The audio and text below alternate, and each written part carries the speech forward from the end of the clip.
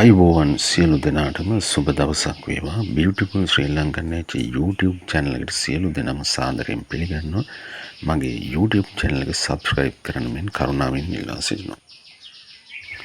නිවසක් සාදාගත් පසු නිවසේ ගෙවත්තේ ගහකොළ සහ මල් වර්ග සිටුවීමට අප සෑම දෙනාම මහත් උනන්දුවක් ආශාවක් දක්වනවා.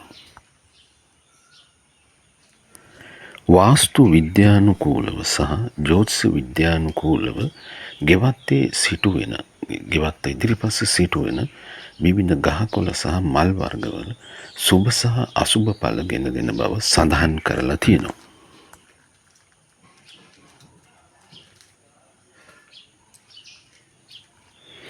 ඉතින් අද වීඩියෝවෙන් ඔබට අපි ගෙනින්නේ ගෙවත්තේ සිටුවන විවිධ මල් වර්ග සහ ගහකොළ වර්ග සිටුවීමෙන් ඇතිවන සුභ සහ අසුභ භාවයන් පිළිබඳව වීඩියෝ එකක් තමයි අද ගෙනෙන්නේ.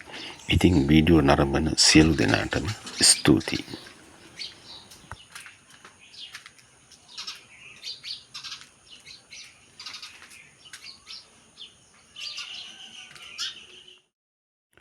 කොහොඹ ගස නිවස ඉදිරිපිට සිටුවීමෙන් නිවසියන්ට දීර්ඝායුෂ ලැබෙනවා.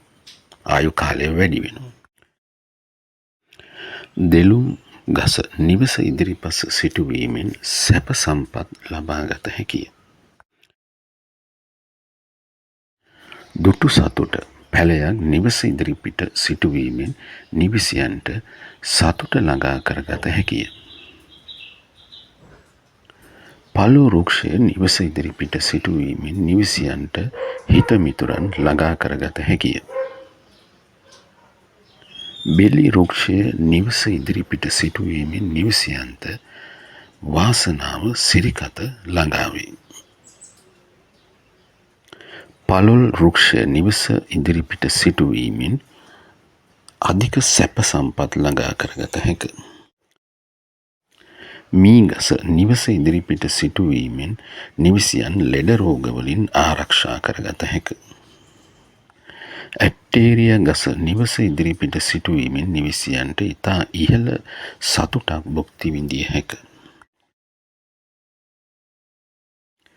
කෝමාරිකා පැලයක් නිවස ඉදිරිපිට සිටුවීමෙන් ඇස්වහ කටුවතු වලින් මෙන්ම සොර සතුරන්ගෙන් ආරක්ෂා වේ. අශෝක දොඹ සපු පැලයන් නිවස ඉදිරිපිට සිටුවීමෙන් නිවසට වාසනාව ළඟා කරගත හැකි වේ.